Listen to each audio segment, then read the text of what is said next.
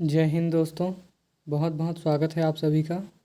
आज हम देखेंगे दक्षिण भारत या प्रायद्वीपीय भारत का अपवाह तंत्र के अंतर्गत एक आरंभिक परिचय। अलग प्रायद्वीपीय और दक्षिण भारत में जो वर्षावाहिनी नदियाँ होती हैं और मध्य भारत और दक्षिण भारत के क्षेत्रों को अपने जल से सींचती हैं। इन सारे क्षेत्रों को हम एक बार देखेंगे, एक नज़र डालेंगे। आगे बढ़ते हैं। आगे बढ़ने से पहले अगर आप किसी भी प्रकार के प्रतियोगी परीक्षाओं की तैयारी कर रहे हैं, आपको किसी प्रकार के मार्गदर्शन की आवश्यकता है, तैयारी की आवश्यकता है, तो आप खलखो कंपटीशन क्लासेस से जुड़ सकते हैं। हमारी कक्षाएं ऑफलाइन और ऑनलाइन दोनों माध्यम से होती हैं।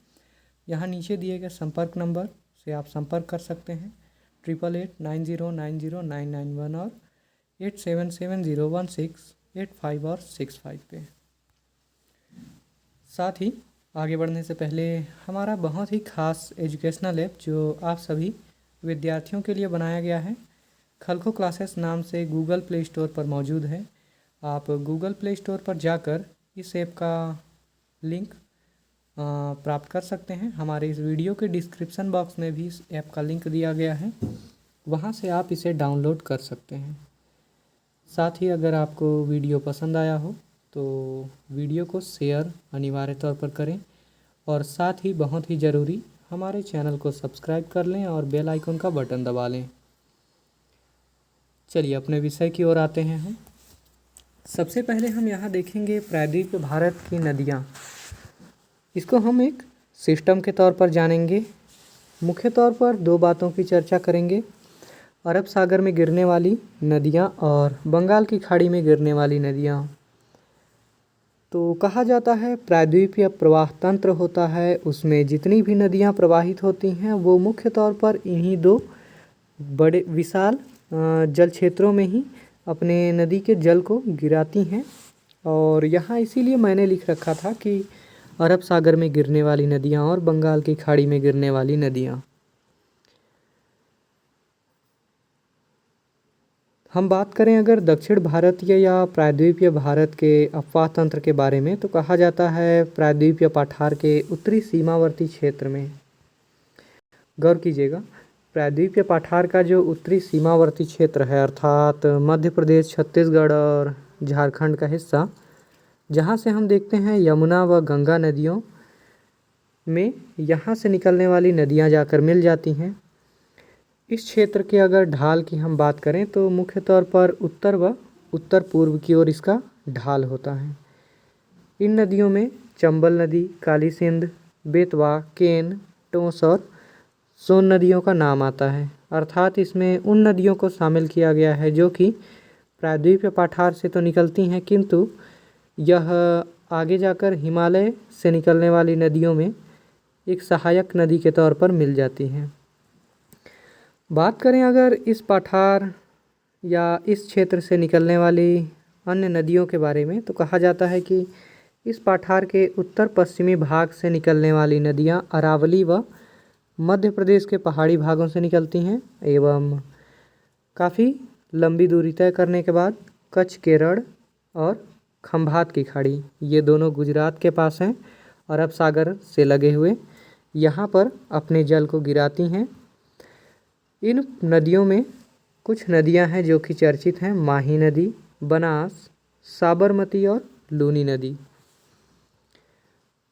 साथ ही अगर हम देखें अरब सागर में भी गिरने वाली कुछ नदियां हैं जो कि प्रायद्वीपीय पठार से निकला करती हैं, जिनमें नर्मदा, ताप्ती और पश्चिमी घाट से ये निकलती हैं और बिल्कुल पश्चिम की ओर प्रवाहित होती हैं।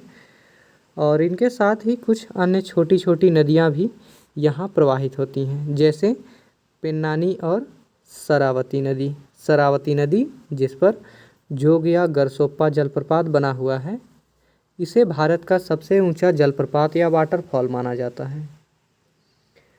आगे हम बढ़ें और कुछ और तथ्यों की बात करते हैं प्रायद्वीपीय भारत की नदियों के इस आरंभिक परिचय में। प्रायद्वीपीय भारत की नदियाँ और उनका अपवाह तंत्र है। उनकी वो कुछ विशिष्ट विशेषता है, कुछ विशिष्ट आकृतियाँ हैं। कहा जाता है अधिकतर नदियाँ वृक्षाकार अपवाह तंत्र का निर्माण करती हैं। चूँकि प्रायद्वीपीय भारत का सामान्य ढाल अगर हम देखें तो पूर्व की ओर है और इसी कारण से अधिकांश नदियाँ बंगाल की खाड़ी में ही जाकर गिर जाती हैं।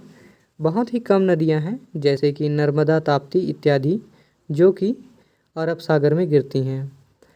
इसके अतिरिक्त अगर हम बात करें उत्तर से दक्षिण की ओर नदियों के क्रम को, प्रायद्वीपीय भारत के अंतर्गत अपवाह तंत्र की जैसी प्रणाली विकसित हुई है उसमें उत्तर से दक्षिण, नॉर्थ टू साउथ अगर हम नदियों की हम बात करें तो इसमें दामोदर, स्वर्णरेखा, ब्राह्मणी, महानदी, गोदावरी, मंजरा, वैनगंगा, पैनगंगा, वर्धा, सबरी, कोलाब, इंद्रावती, प्राणहिता और कृष्णा, कावेरी और पेन्नार नदियों का नाम शामिल है।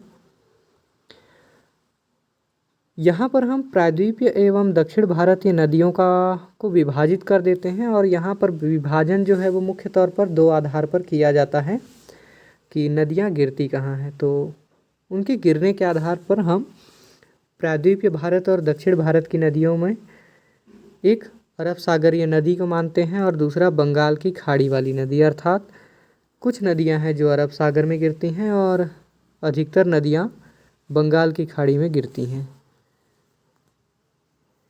अरब सागर में गिरने वाली नदियों के बारे में अगर हम देखें तो संक्षिप्त रूप से अभी हम देखेंगे, इसको विस्तार रूप में हम अगले वीडियो में पढ़ेंगे। अरब सागर में कहा जाता है लूनी नदी, साबरमती, माही, नर्मदा और ताप्ती नदियाँ गिरती हैं। ये 5 चर्चित नदियाँ हैं भारत की जो कि अरब सागर में गिरती हैं। दूसरी ओर अगर हम बात करें बंगाल की खाड़ी में गिरने वाली नदियों के बारे में तो इनकी संख्या थोड़ी सी ज़्यादा है तुलनात्मक रूप से अरब सागर में गिरने वाली नदियों के मुकाबले। इनमें दामोदर नदी, स्वर्णरेखा नदी, ब्राह्मणी नदी, महानदी, गोदावरी नदी, कृष्णा नदी, उत्तरी पेन्नार नदी, दक्षिणी पेन्नार नदी और कावेरी नदी शामिल है। ये वे प्रमुख नदी हैं जो कि बंगाल की खाड़ी में अपने जल को गिराती हैं। तो उम्मीद है यह वीडियो आपको पसंद आया होगा। आपको वीडियो कैसा लगा हमें कमेंट बॉक्स पे अनिवार्य तौर पर बताएं। मिलते हैं हम अगले वीडियो में, तब तक के लिए आप सभी का बहुत बहुत धन्यवाद। जय हिंद।